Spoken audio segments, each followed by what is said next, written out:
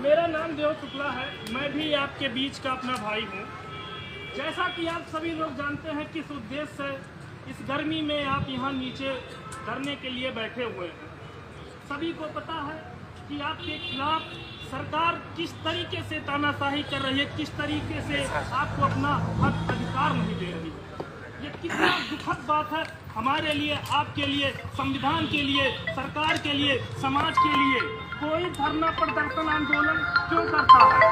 इसलिए करता है कि जब उससे उसको अपने हक की जो उसका अधिकार है उसका हनन होता है, जब नहीं मिलता है। हमें आपको शौक नहीं है, मैं 250 किलोमीटर नहीं, हमारे तमाम भाई बहन होंगे, साथी होंगे जो 300 kilometre, 400 kilometre, 500 kilometre Uttar Pradesh के विभिन्न जिलों से आए होंगे, क्योंकि उन्हें मालूम है उनको अधिकारी है नहीं है। मैं ऐसे तमाम साथियों से जो भी लाइव देख रहे होंगे उनसे भी निवेदन है कि जो आपके बीच में यहाँ आकर खड़े हुए हैं वो आपके ही अपने भाई बहन हैं। आप भी आना चाहिए। आप क्यों नहीं निकल रहे घरों से?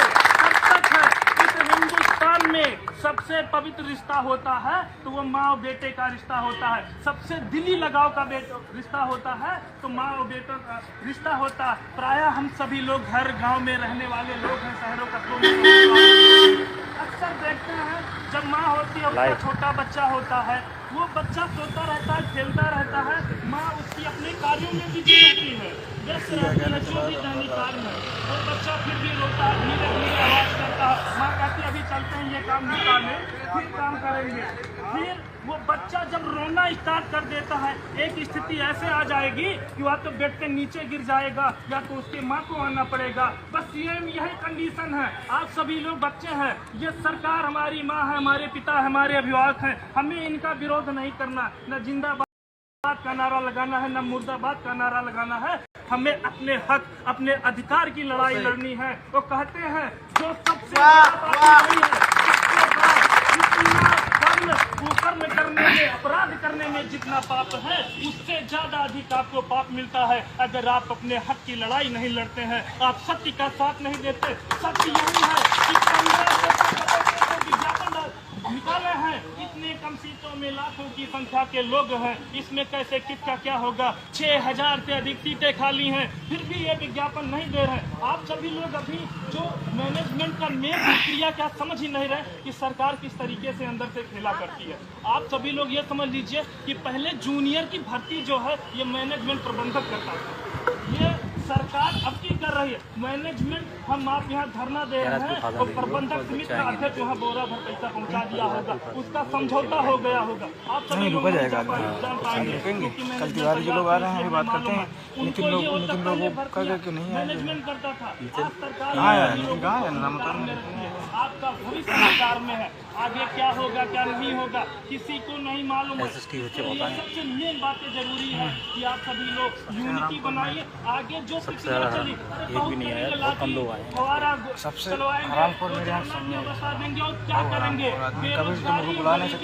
कहते हैं कि इंसान एक बार मरता है, लेकिन अगर आप गरीब हैं, आपके पास आर्थिक पैसा नहीं है, हर इंसान वो पल पल मरता है।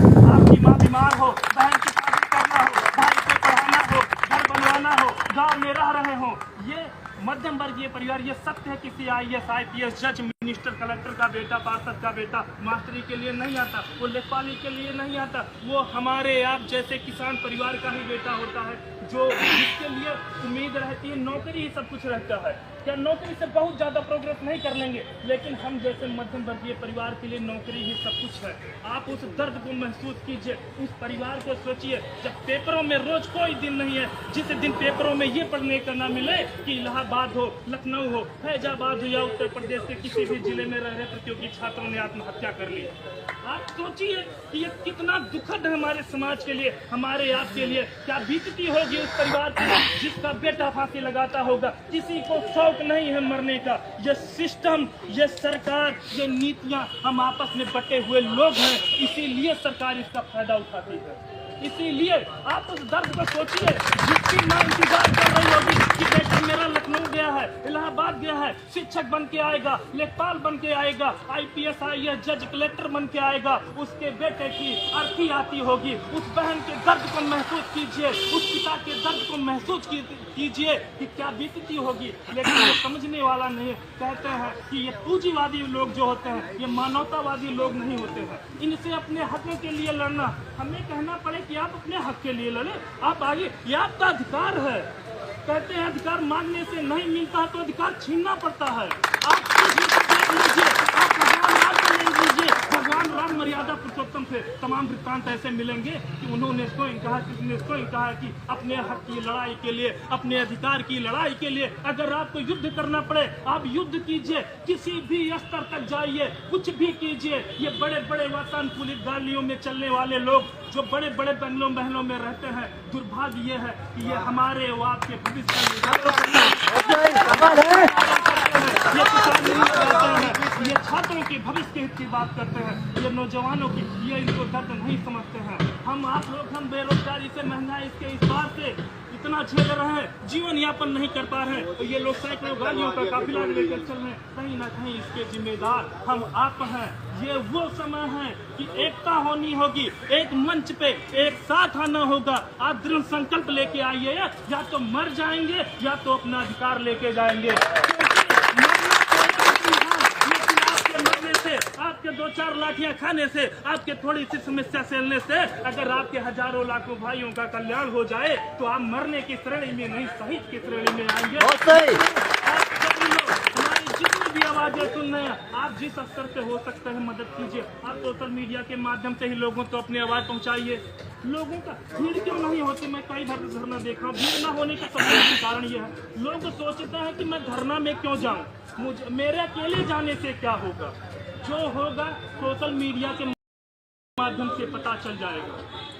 लेकिन आप अकेले होके तो 100 बने हैं। कितनी बड़ी इमारत हो पहली नींव कीचड़ में जाती है, कितनी बड़ी संख्या हो पहले संख्या 1 से ही शुरुआत होती है। मेरा मित्रों, आप सभी लोगों से, भाइयों बहनों से यही निवेदन है कि आप सभी लोग दृढ़ संकल्प ले लीजिए। जब तक आपको आपका अधिकार ना मिल जाए, कोई कुछ भी आ जाए, आप सभी को पीछे नहीं हटना है। ये आपके अधिकार की लड़ाई है भैया। जितने भी हैं हमारे पास तो तमाम फोन आते हैं आप सभी लोगों के पास। अक्सर किसी की उम्र 28 है, किसी की उम्र 30 है, किसी की 32 है। हम आप उम्र के उस दौर पे चल रहे हैं, उम्र के उस दौर पे हैं कि आज के समय में अगर आपकी नौकरी नहीं लगेगी, आप मध्यम वर्गीय परिवार से हैं, आपका पिता किसान है, खेतों में कार्य करने वाला है, मध्यम वर्गीय से हैं, ऑटो चलाने वाला हो, जो भी काम करते हो प्राइवेट सेक्टर में, आप कल्पना कीजिए कि अगर आपको नौकरी नहीं मिलती है, आप क्या मुंह लेके अपने घर जाएंगे? क्या जो परिवार की उम्मीदें आपसे जुड़ी हुई है उसका कौन करेगा? उसको सोच लेंगे। किसी का मोटिवेशन कहने से, मेरे कहने से, किसी वीडियो सुनने से कुछ नहीं। आपकी आर्थिक परिस्थिति, आपकी स्थिति आपसे बेहतर कोई नहीं जान सकता कि आप कितने परिवार से हैं, कैसी स्थिति है। सब मिला के एक चीज है कि सभी लोगों को एक होना होगा, अपने हक के लिए लड़ना होगा। और सीटें 1500 में जो सीटें का बंटवारा कर दे रहे हैं, ये 750 में 750 में चली जाएंगे। माननीयों के लेटर पैड ले लेंगे, ये प्रबंधक ले लेंगे, ये शिक्षा माफिया ले लेंगे, जिसके पास 10 लाख, 15 लाख, 20 लाख, 25 लाख रुपए होंगे वो ले लेंगे। हमारे आप जैसे लोग इसी दरी पे बैठे रह जाएंगे। इसीलिए कुछ भी करना पड़े, मुख्य उद्देश्य सीट बढ़वाना है। और सीट बढ़ेगी, क्यों नहीं बढ़ेगी? सीटें खाली हैं, क्यों नहीं बढ़ाएंगे? क्यों नहीं बढ़ेगी? लेकिन इसके लिए संघर्ष करना होगा। मोदी जी वर्तमान प्रधानमंत्री हैं, उन्हें क्या जरूरत है? वो रैलियों में जाते हैं, सरकार से पहले वो भी धरना देते थे, वो भी अपने हक के लिए लड़े हैं। आज पार्टियों को लोगों को नहीं दिख रहा, महंगाई के लिए भी धरना देते थे। कहने का मतलब यही है कि जितने लोग हैं तो संकल्प ले लीजिए कि हमें सीट बढ़वाना है। तो सीट कैसे बढ़ेगी? सीट तभी बढ़ेगी जब दबाव होगा, और दबाव तब बनेगा जब आपकी भीड़ होगी। और भीड़ जब होगी जब आप सभी लोग अपने बंगलों से, अपने महलों से, अपने घरों से निकलेंगे। और घरों से निकलेंगे जब आपको अपनी अंतःकरण, आपकी आत्मा कहेगी। और आत्मा कहेगी कब? जब आप एक बेटा होकर, एक भाई होकर, एक पिता की पुत्र होकर अगर आप सोचेंगे कि पिता की जो उम्मीदें हैं, परिवार की जो उम्मीदें हैं, उन पे मैं डीएलएड किया हूँ तो क्या मैं डॉक्टर बन जाऊंगा? नहीं बन पाऊंगा। मैं टीजीटी पीजीटी में जा पाऊंगा? कतई नहीं जा पाऊंगा। आपके पास रास्ता ही क्या है?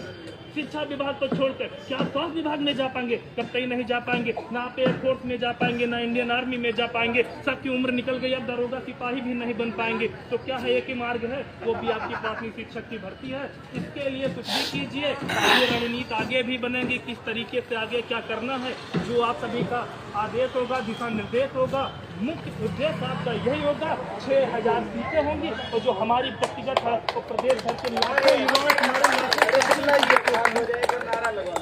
उन लोगों के लिए नई प्राथमिक शिक्षक भर्ती का विकल्प साथियों, हमारे तमाम साथी हैं, उनको भी मौका दिया जाएगा।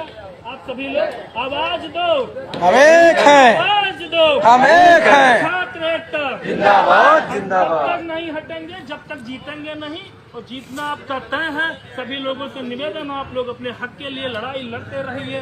जो भी होगा, थोड़ी बड़ी मुश्किलें आएंगी, अपने हक के लिए लड़ते रहिए।